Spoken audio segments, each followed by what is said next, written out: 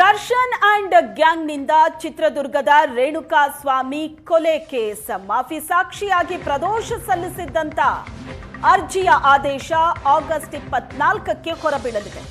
ಮಾಫಿ ಸಾಕ್ಷಿ ಅರ್ಜಿ ಅಂಗೀಕಾರದ ಬಗ್ಗೆ ಕೋರ್ಟ್ ಆದೇಶ ನೀಡಲಿದೆ ಆಗಸ್ಟ್ 24ಕ್ಕೆ. ಇವತ್ತು ನೀಡಬೇಕಾಗಿದ್ದ ಆದೇಶ ಆಗಸ್ಟ್ 24ಕ್ಕೆ ನಿಗದಿಪಡಿಸಿದೆ ಸೆಷನ್ಸ್ ಕೋರ್ಟ್. ಮಾಫಿ ಸಾಕ್ಷಿಯಾಗಿ ಅಂಗೀಕಾರ ಆದ್ರೆ ಹೇಳಿಕೆ ದಾಖಲಿಸೋದಕ್ಕೆ ದಿನ ನಿಗದಿಯಾಗುತ್ತೆ. ಕೇಸ್ ಬಗ್ಗೆ ಗೊತ್ತಿರೋ ಎಲ್ಲಾ ಸತ್ಯವನ್ನ ಆರೋಪಿ ಪ್ರದೋಷ್ ಹೇಳಬೇಕಾಗತ್ತೆ. ದರ್ಶನ್ ಅಂಡ್ ಗ್ಯಾಂಗ್ನಿಂದ ಚಿತ್ರದುರ್ಗದ ರೇಣುಕಾ ಸ್ವಾಮಿ ಕೊಲೆ ಕೇಸ್. ಈ ಕೇಸ್ನಲ್ಲಿ ಪ್ರಮುಖ ಬೆಳವಣಿಗೆ ಮಾಫಿ ಸಾಕ್ಷಿಯಾಗಿ ಪ್ರದೋಷ್ ಅರ್ಜಿ ಸಲ್ಲಿಸಿರೋದು. ಇದರ ಆದೇಶ ಆಗಸ್ಟ್ 24ಕ್ಕೆ ಬರುತ್ತೆ.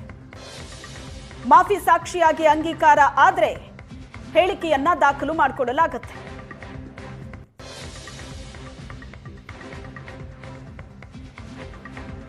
ಮಾಫಿ ಸಾಕ್ಷಿ ಅರ್ಜಿ ಆದೇಶಕ್ಕೆ ಮುನ್ನ ಮಾಹಿತಿಯನ್ನ ಕೊಡೋದಕ್ಕೆ ಕೋರ್ಟ್ ಸೂಚನೆ ಕೊಟ್ಟಿದೆ.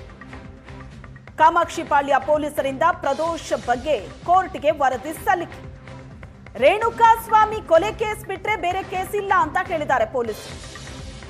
ಮಾಫಿ ಸಾಕ್ಷಿ ಅರ್ಜಿ ಆದೇಶಕ್ಕೂ ಮುನ್ನ ಕೋರ್ಟು ಒಂದಷ್ಟು ಮಾಹಿತಿಯನ್ನ ಕೊಡೋದಕ್ಕೆ ಸೂಚನೆ ಕೊಟ್ಟಿದೆ ಕಾಮಾಕ್ಷಿಪಾಳ್ಯ ಪೊಲೀಸರಿಗೆ. ರೇಣುಕಾ ಸ್ವಾಮಿ ಕೊಲೆ ಕೇಸ್ ಬಿಟ್ರೆ ಬೇರೆ ಯಾವುದಾದ್ರೂ ಕೇಸ್ಗಳು ಪ್ರದೋಷ್ ಮೇಲೆ ಇದೆಯಾ, ಈ ಹಿಂದೆ ಯಾವುದಾದ್ರೂ ಪ್ರಕರಣದಲ್ಲಿ ಭಾಗಿಯಾಗಿದ್ರಾ ಅನ್ನೋದರ ಬಗ್ಗೆ ಕೋರ್ಟ್ ಪ್ರಶ್ನೆ ಮಾಡಿದೆ.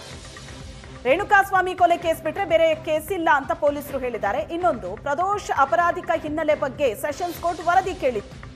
ಜೈಲಿನಲ್ಲಿ ಆರೋಪಿ ಪ್ರದೋಷ್ ನಡವಳಿಕೆ ಬಗ್ಗೆಯೂ ಕೂಡ ಕೋರ್ಟ್ ವರದಿ ಕೇಳಿದೆ. ಜೈಲಾಧಿಕಾರಿಗಳ ವರದಿ ಬಳಿಕ ಮಾಫಿ ಸಾಕ್ಷಿ ಅರ್ಜಿ ಬಗ್ಗೆ ಆದೇಶ ಅಂತ ಜಡ್ಜ್ ಹೇಳಿದ್ದಾರೆ.